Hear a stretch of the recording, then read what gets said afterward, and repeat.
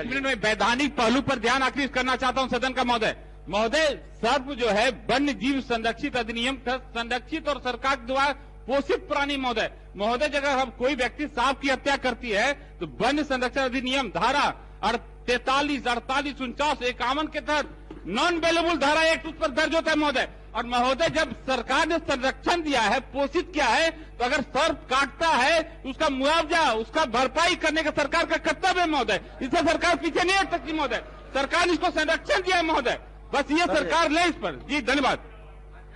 Last माननीय सदस्यगण, दोनों विभाग के मंत्री, उप मुख्यमंत्री के साथ संसदीय कार्य मंत्री बैठ करके इसके समाधान के लिए पहल कर सदन को अवगत कराएंगे। उप मुख्यमंत्री जी कोरोना वायरस से मृत व्यक्तियों के अनुदान के संदर्भ में कुछ कहना चाह रहे हैं, बताइए।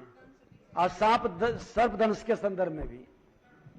सबसे पहले मैं अध्यक्ष जी को धन्यवाद देती हूं। पहले तो मैं सांप दंश के बारे में बोल दूं कि हमारे पूरे सदन की चिंता थी कि बाढ़ के समय आप आपदा में सांप दंश का पैसा देती हैं, बाद में आपदा से बिहार सरकार नहीं देती है। लेकिन आज मुझे खुशी हो रही है कि हमेशा बिहार की सरकार, माननीय नीतीश कुमार जी, हमारे मुख्यमंत्री जी चिंता करते हैं कि हमारा कोई भी गरीब किसी भी आपदा में पड़े उसके साथ हम हमेशा खड़े हैं।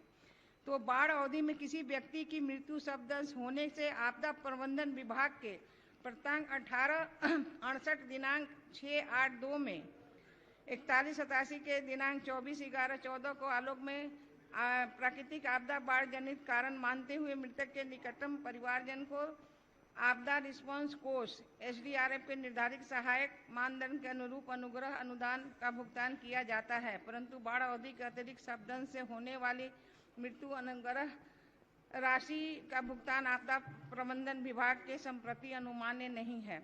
अब दूसरा है कि बाढ़ अवधि के अतिरिक्त सामान्य समय में जब राज्य में सर्पदंश की घटनाएं घटित होती रहती है, इससे होने वाली मृत्यु के मामले में अनुग्रह अनुदान के भुगतान हेतु आपदा प्रबंधन विभाग में जन शिकायत जनता दरबार में माननीय मुख्यमंत्री के कार्यक्रम में माध्यम से आवेदन एवं माननीय जनप्रतिनिधियों से भी पत्र प्राप्त होते रहते हैं।